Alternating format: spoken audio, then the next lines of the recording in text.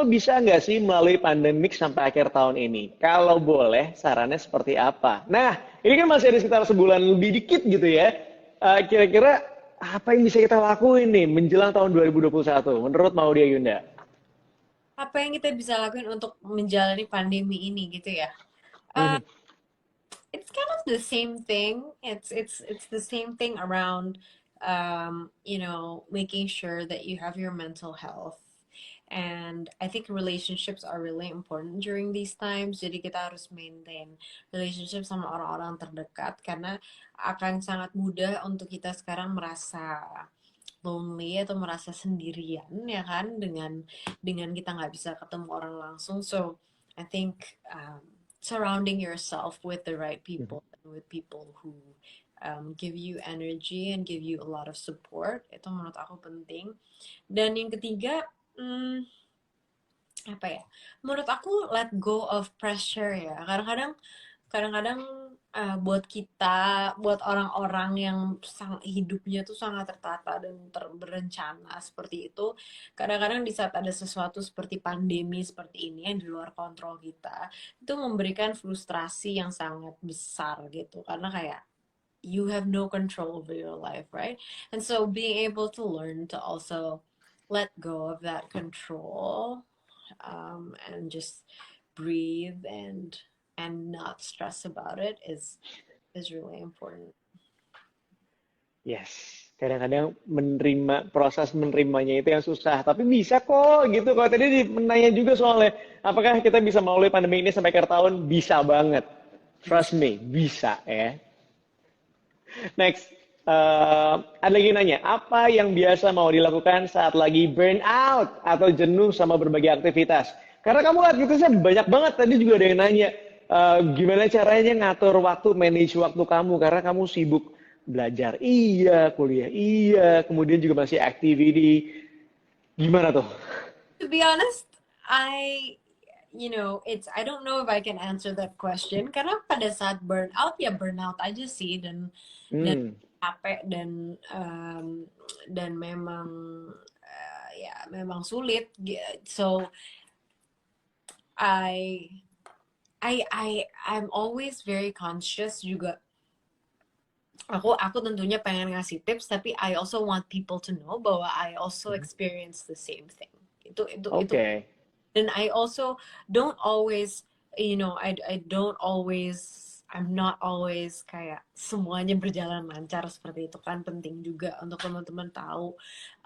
Tapi mungkin satu hal yang membantu pada saat burnout aku harus biasanya sih aku memang meminta bantuan orang-orang sekitar aku ngobrol dan aku curhat dan aku sharing karena yang tadi aku bilang ya bukan cuman kita mendapatkan positivity pada saat kita sharing itu kita bukan hanya memberi positivity tapi pada saat sharing kita tuh sebenarnya juga kadang-kadang memberikan energi kembali ke diri kita juga. So I think I really really leverage on having great people around me yang emang memberikan support seperti itu. Dan yang kedua ya menurut aku penting banget, kita harus berani bilang enggak sih. Kadang-kadang tuh yang membuat kita burn out adalah sebenarnya dari 10 hal yang kita bisa Hmm. lakukan, yang yes dari 10 hal yang ada di kalender atau um, di timeline hari kita, mungkin 8 dari 10 hal itu hal-hal yang kita sebenarnya nggak mau lakuin tapi somehow terpaksa, somehow di pressure sama siapa gitu kan. Nah pada saat seperti itu kita harus bisa menjaga mental health kita sendiri dengan gimana caranya bisa berani berani menolak pada saat ada satu hal yang sebenarnya kurang kurang apa ya align gitu sama kita.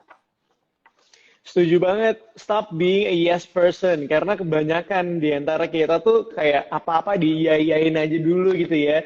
Sampai kadang-kadang kita nggak sanggup, keteteran, dan akhir-akhirnya malah jadi berantakan. Burnout itu benar ya. Oke, next question. Seberapa pentingnya sih gadget untuk seorang Maudi? Apakah Vivo V20 ngebantu setiap aktivitas Maudi pada saat kerja misalnya?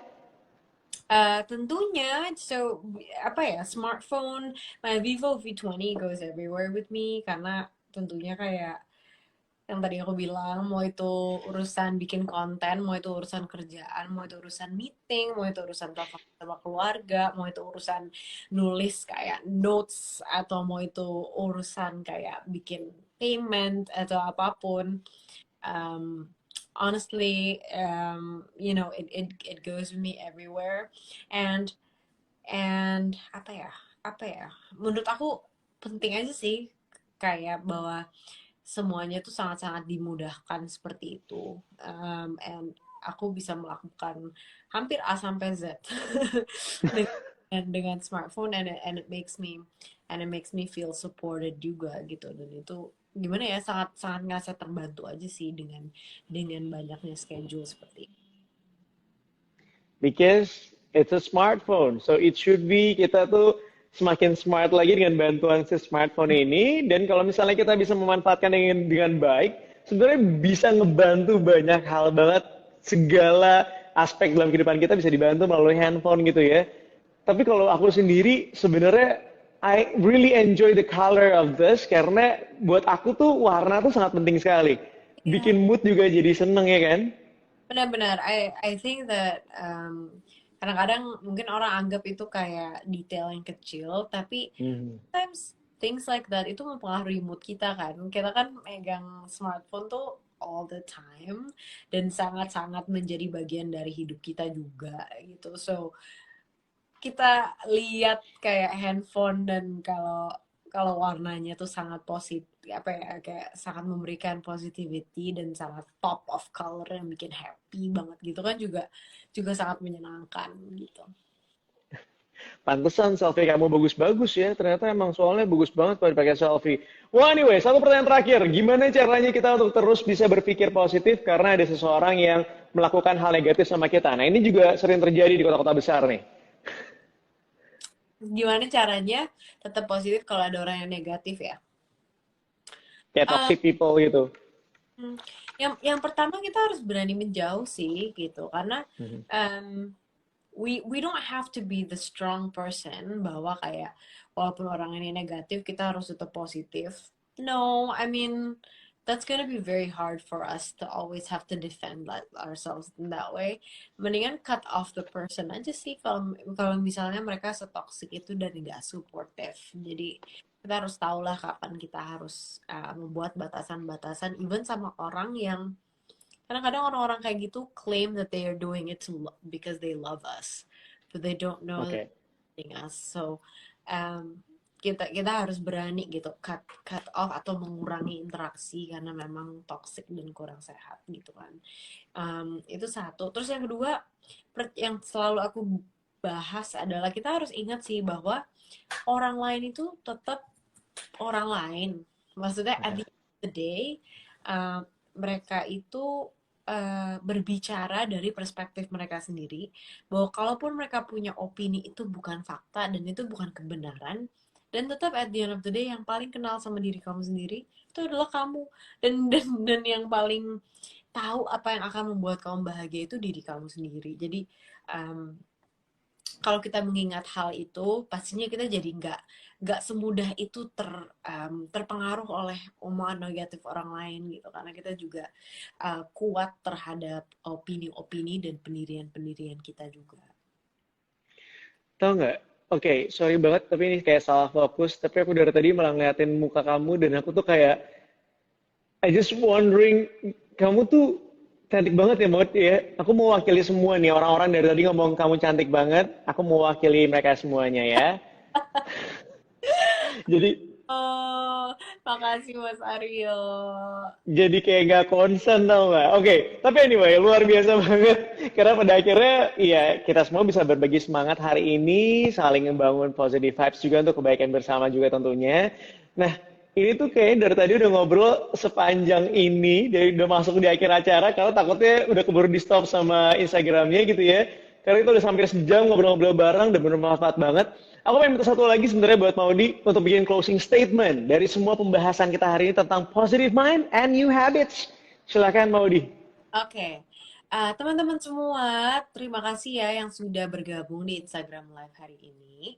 Mhm. Aku, uh, aku pesan aku mungkin lebih ke apa ya, kita semua sekarang lagi mengalami situasi yang tentunya sangat unik dan sekarang ya sudah menjadi kebiasaan juga gitu bahwa ada pandemi seperti ini.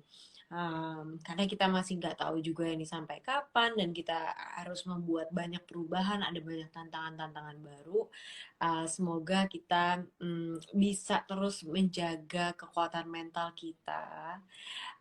Semoga kita bisa terus positif. Semoga kita bisa terus mencari trik-trik baru, mencari habits-habits baru yang bisa membantu membuat pengalaman ini lebih mudah lagi gitu ke depannya.